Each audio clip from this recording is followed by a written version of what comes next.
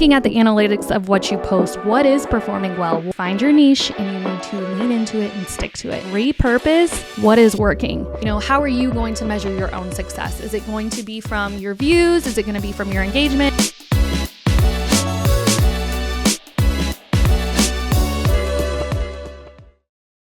Welcome to Call Her Creator, powered by Stan, where we help creators make money doing what they love. I'm your host, Caitlin Rhodes, and I'm here to teach you the latest Instagram tricks, the best creator tips to help you make money. I'm here to share real life stories and inspiring tips to help you break free from the 9 to 5 so you can be 9 to thrive. In today's episode, we're going to deep dive into the TikTok sensation Alix Earle and the effect that she has had on marketing for these huge brands, how she really is this powerhouse of a woman. And there's just so much we can learn from what she has done and what she has built in the last 3 years of her creator journey. And I can't wait to dive into that. So let's get started.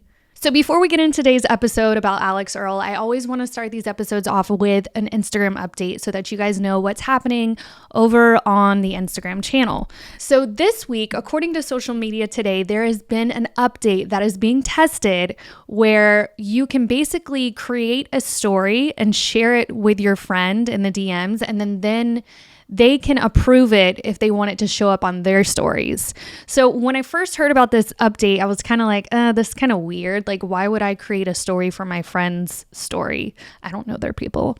But if we think of this as a business owner or as a creator, what we could really do with this update is there's a lot of power with it. So imagine if you are a UGC creator or an influencer and you create content for this brand and you're able to just share it over to their stories and then they can approve it to share on their stories. That's a perfect way to use this update. Or maybe you're a small business owner and you have a really happy customer or past client and you can get them to share a story about their experience with you and then send it to you, and then you can approve it and add it over to your own story. And that kind of just helps with like the humanization of your brand, the relatability, and helping people to trust what you do and what you have to offer because they're seeing a real life person talk about it and share about it. And then you're able to share it over to your stories. So I'm excited about this update. I do hope that it gets approved for everyone. There's only a few people that they're testing it on right now. I myself do not have it, but if you go to Social Media Today, you can learn more about this update and what they're doing with it. So let's get into today's episode about Alix Earle and the Alix Earle effect. So I spent a lot of time on this subject over the weekend. I mean, I've been following Alix's journey because she's literally everywhere. She is the it girl of TikTok, but really she's taking over the world at this point with her content. So I dove into some YouTube interviews of her with Forbes. I went in, just looked at her profile. What exactly is she posting? And from, just looking at her Instagram posts and her TikTok post, I see a girl that is trying to be relatable with other women, people that are struggling with day-to-day struggles. Yes, of course, she's got this privilege. She's a beautiful blonde girl. But besides that, I do believe that she is sharing helpful information for some of us. And the way that she is, relatable, the way that she's honest with her audience, I think that is what makes Alix stand out. But during her interview with Forbes, that is exactly what she told him. He asked her, what exactly is the Alix Earle brand? And she said, the Alix Earle brand is not being afraid to mess up and not being afraid to show up as a mess. And we all know Alix Earle is a little messy sometimes. I don't know if y'all have seen, her throw up dress in the closet or the roaches in college. I think those are things that, us girls who are in college can probably relate to. I know that I didn't leave a throw up dress in my closet, but those are the things that makes people be like, oh my God, maybe she is a real human after all. And I think that's what helps her community connect with her even more. So Alix said specifically, a lot of creators are uncomfortable being real. So, they make this perfectly curated feed.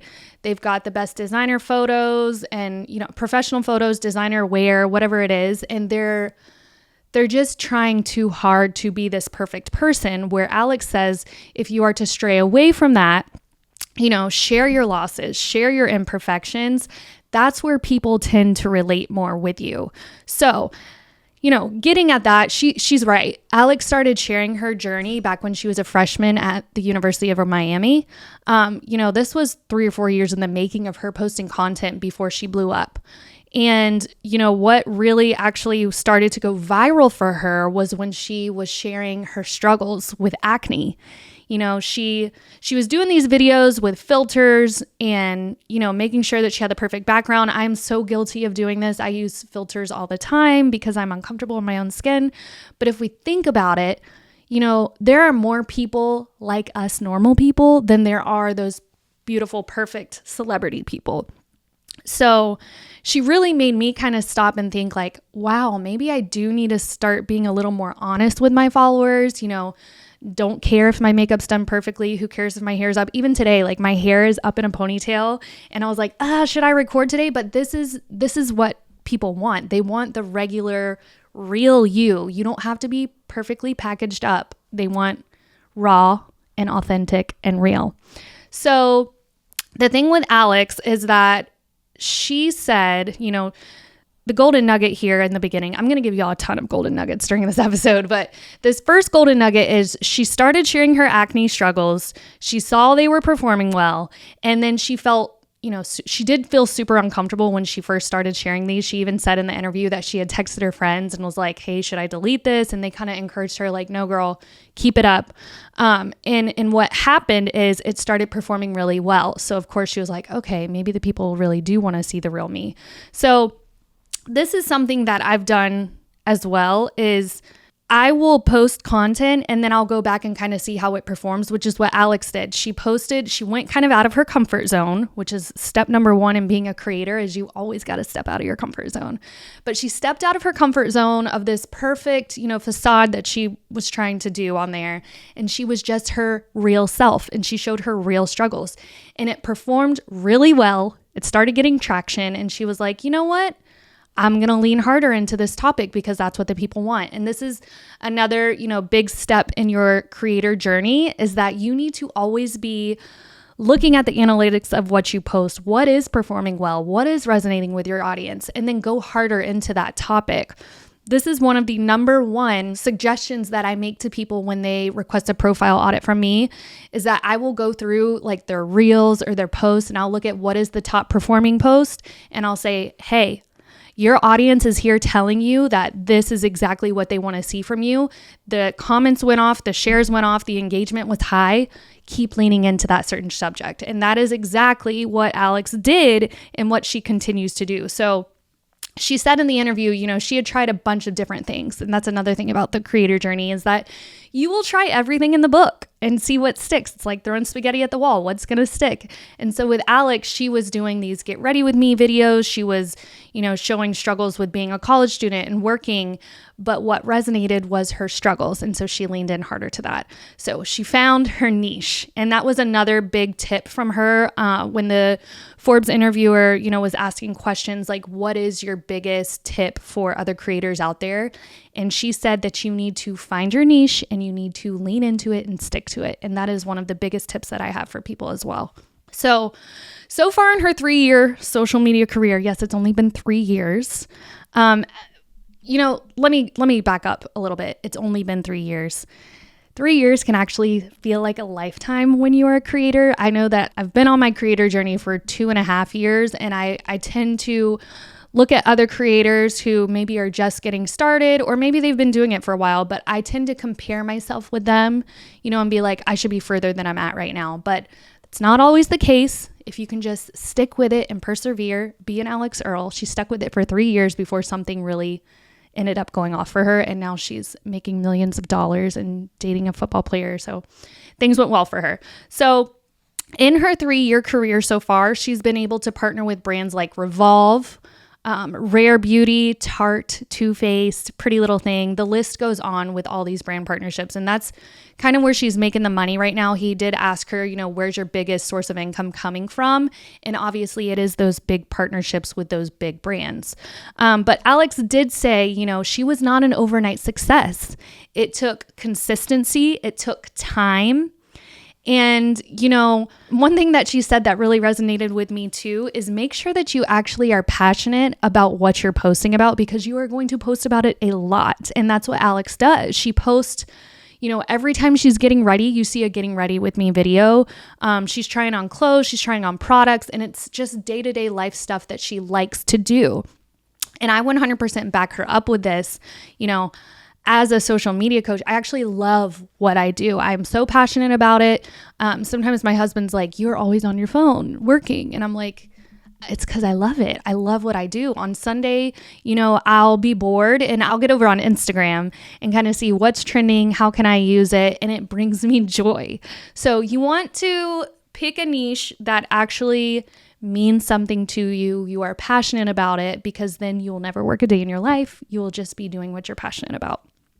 So back to Alix, another golden nugget that she talked about is that her lives were getting really good views and engagement over like just her regular post.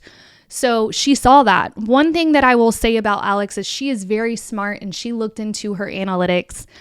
She was a marketing major at the University of Miami. So she was taking, all of this knowledge that she was learning at school about analytics and digital marketing, and she was actually using it to her advantage.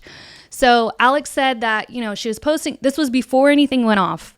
She was posting consistently and they were doing okay, but, she wasn't any sensation. But she did notice that her TikTok lives were performing way better than her posts. She was getting really good engagement, higher views.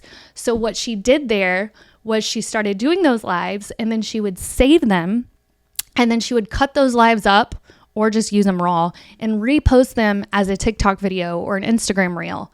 So this is another lesson that we can learn from Alix, is that she looked at her analytics. She was very, interested in what was working and what was not, and then she would lean in harder to it. So that is something that you guys can learn as a creator, is repurpose what is working. Now, before I get into that, talking about repurposing, a lot of people don't exactly understand what repurposing content is, and there's just so many ways to repurpose content. So a couple things I want to talk about here. One, you can always take a very long form video, cut it up into several different videos. Say you have a 1-minute video, you could break that up into 3 30-second videos or 20-second videos. Can't do math over here. So that's one way to repurpose. Another way is maybe you posted this reel on Instagram and it performed really well, and it's been about 6 months. Go ahead and take that video, go over to instasave.net, put the link to that video in there and re-download the video. And then you're going to go back to Instagram and re-upload it with a new music in the background. Maybe you'll do a voiceover this time, but you're using that same content. You're just kind of sharing it in a different way. And that tends to work really, really well. Another thing, while we're talking about repurposing, is I saw a girl on Instagram Reels this weekend. She had posted a video and it went viral, and I saw her repost it again, the next day, which I personally would not repost something the very next day, because I think that we need to put our audience first before virality. Is your audience going to want to see the same video the next day? Probably not. But I noticed she started doing that over and over again, and every single video on the trending audio page was hers. She kept reposting that content, and it was performing really well. Now, I will say, one time she reposted the same exact video. Weird. But then the other video, she was doing the same video, but with a different hook. So I believe that's smart. I think it works. Obviously it works. I was looking at the numbers. But that's the thing about your content, is that you need to watch the numbers. And, Alix said in her interview that she actually loves the analytical side of everything. She said that she was taking a class in college and they were teaching about these analytics. So, she kind of had a one-up on people who don't learn about this stuff. She was able to actually use strategy when it came to her videos, because she was looking at the analytics. Now, Analytics that I believe you should look out for, and we'll talk about what Alix says to look at. I think that when you are looking at your analytics, there's a couple things you can look at. One is your reach. How many people is this video reaching? Because if it's reaching loads of people, that means it's performing well and the algorithm is serving it to more and more people. Engagement is obviously a very good analytic to look at as well. It will definitely measure your success if it's working or not, because engagement means that people are commenting, liking, sharing, sending it to their friends in the DMs. Engagement obviously is like the be all of everything. You want really good engagement, because what have I told you guys? When you get good engagement, the algorithm continues to serve it to more and more people. So you're probably growing your followership there too when you have good engagement. And then there's another really cool tool on Instagram. If you look at your notifications, this has been happening for a while now, probably a couple months, but I can actually see so-and-so followed you from this reel, and it will show me which reel performed really well. So I can tell like, wow, this reel and this specific reel is bringing me all these new followers where they didn't used to share this information. You can also, if you go into your professional dashboard on Instagram, there are so many metrics that you can look at, but you can click on a certain post, maybe it's a reel, maybe it's a carousel, maybe it's a static image, and it will tell you how many people came to that piece of content from your hashtags, how many people followed you from it, what your engagement rate was like, all of those things. So I do encourage you, if you don't know anything about, analytics and your professional dashboard, this is something that you should work on this week. Figure out, how are you going to measure your own success? Is it going to be from your views? Is it going to be from your engagement? Is it going to be from your following? Is it all of the above? Whatever it is, make sure you're checking on those on a monthly basis. Some people do it on a weekly basis. For myself, for my agency, we do it on every 30 days so that we can kind of see what's working, what's not working, and then go the next 30 days kind of putting that into action. So another really great question that they talked about with Alix was, how does she decide what to post and when to post? And I really liked her answer because I can relate to it. Alix does not batch create anything. She does stuff on the fly. Now, this is obviously going to be different if you are a business owner versus a creator, because obviously us creators, we have time to do stuff on the fly, but a business owner probably doesn't have, all this time to create. So batch creating is okay for you. Don't feel like if you do batch creation, it's a bad idea, because it's not. It will save you a lot of time. But, if you do have time, if you're a full-time creator, if you have a dedicated social media manager, then there should be times when you are creating stuff on the fly, because there's always trends that you could jump on. There's always stuff in the news that's going on that you can jump on. So little things like that. Alix did say that her best content has been content that she didn't plan. And I can definitely relate to that.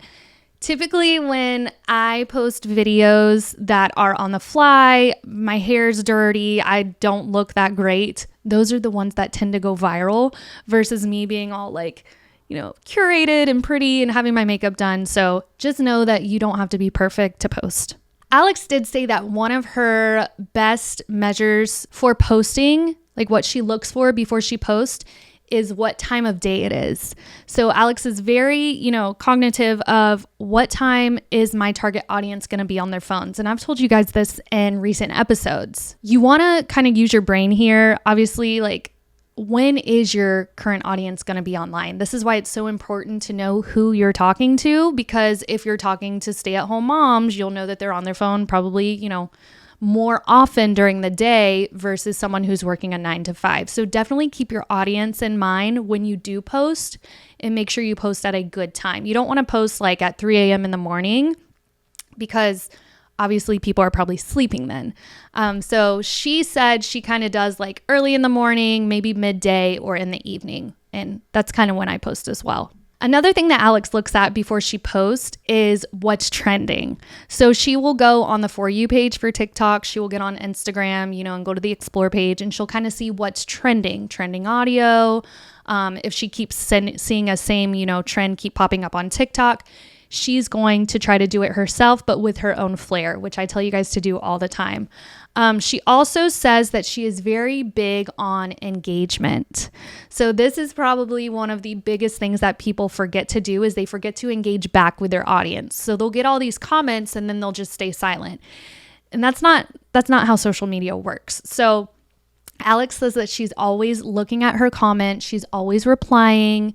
She gets DMs. She'll try to reply to those. If she gets a really good comment, obviously she's going to reply back to that with maybe a video. I know that there is a feature, I'm sure this is a feature on TikTok too. Actually, I've seen it on TikTok too. But with Instagram Reels, if you get like a really good comment and you don't want to just comment back by typing, you can always share that comment and reply as a reel. So what will happen is you'll press reply and it'll say something like reply as reel. And so what will happen is it will pull you over to the Reels functionality, and then it will pull up that comment. And then so your hook kind of will be whatever that comment is, and then you can talk. So that's a really good tip there, is to listen to your audience, engage with them, and make content from their comments.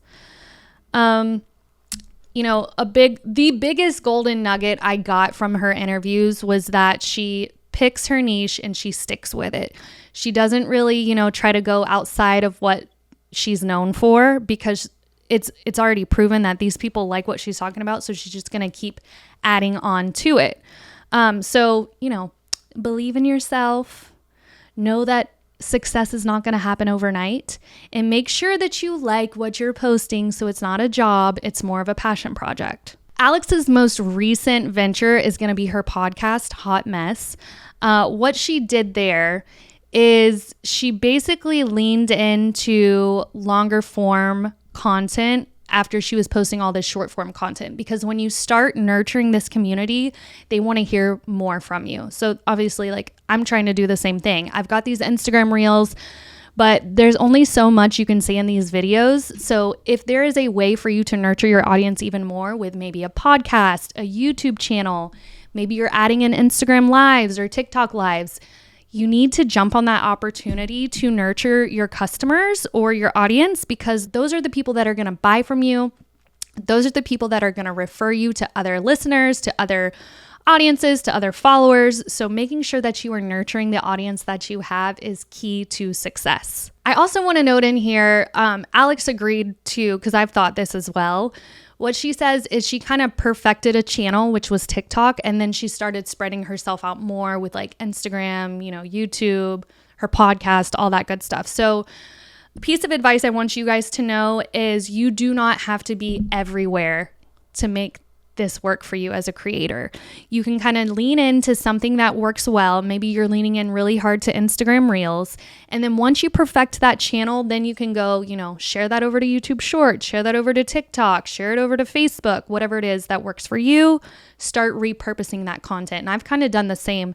I don't really play over in TikTok. I actually deleted the app a couple of weeks ago because it's just not my focus. My focus is Instagram, but I am repurposing my Reels over to YouTube Shorts, and it's actually working really well.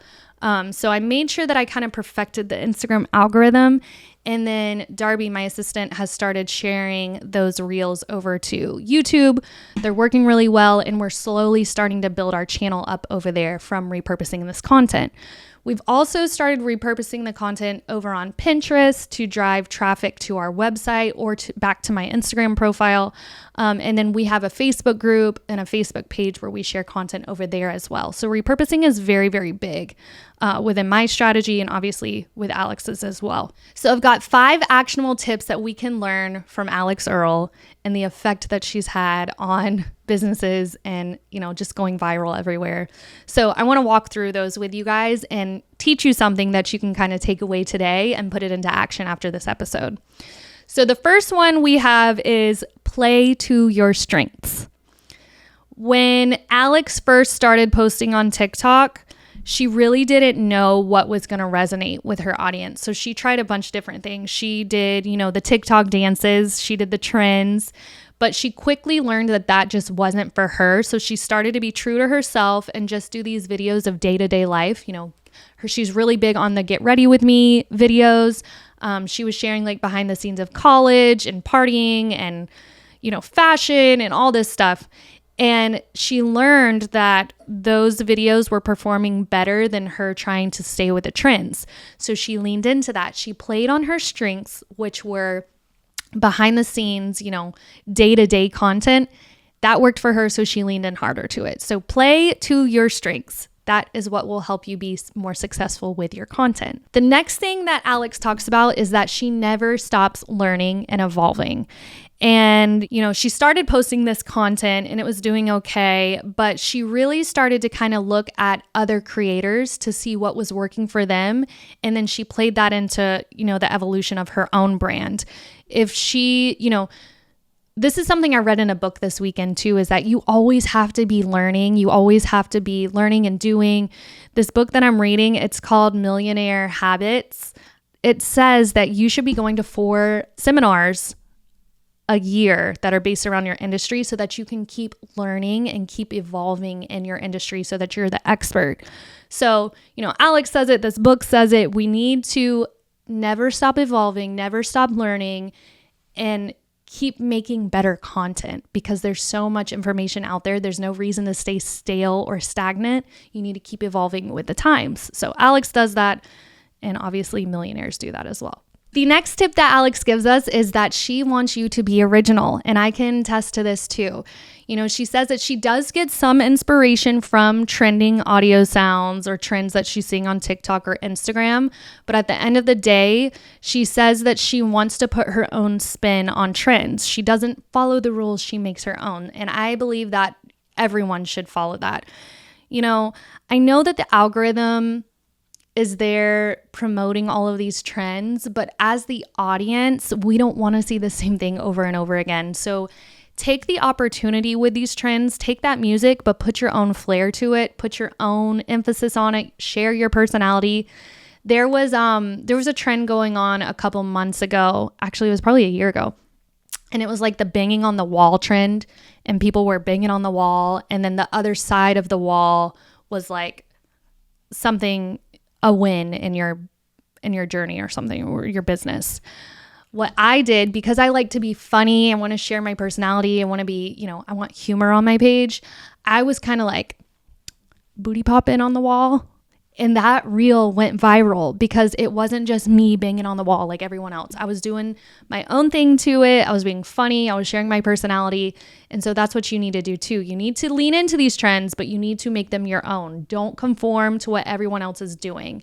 Be you, be authentic. Which, brings me into the next tip with Alix, which is keep it real. And Alix does keep it pretty real. She's pretty authentic. Now, I know, nowadays she's going to these celebrity events, she's on red carpets, and that's not as relatable to, the little people like us, but she's still sharing what's happening. She's not, fluffing it up or making it fake or anything. She's literally showing you like her getting into her Uber or her standing there and seeing celebrities walk by. She's sharing real behind the scenes, day-to-day stuff with us. She's not overproducing anything. She's still being real and true to herself and authentic. And I think that is key as a creator, is that we always need to be authentic and keep it real with ourselves. You have to remember, when Alix was first starting off in her journey, she was, a student in college. She was sharing her struggles about acne. She was talking about, things with school, whatever was going on with school. So she was sharing stuff that all of us could relate to. And I do believe that relatability is really huge in the social media world. This is something I've already been, I've been talking about this whole episode, but just not being that perfectly curated person, but just showing your struggles and your losses. I think that helps you relate more to your audience than trying to be perfect and act like everything is just dandy and rainbows and butterflies. This is actually a mistake I see happening with a lot of influencers, is that they'll start to be real and authentic and, share their losses or their struggles. But then if you watch them kind of, their profile grows, they start wearing these designer clothes and everything just starts to be more curated. They can't post a picture unless it's a beautiful background and a perfect outfit. I mean, there are some people that are intrigued by those kind of posts because we all kind of want that. But at the end of the day, if I saw Alix in sweatpants, telling us how she didn't get this big opportunity that she thought she was going to get, I would relate to her more versus she's at the red carpet in this beautiful glam dress, all glammed up. I win, everything.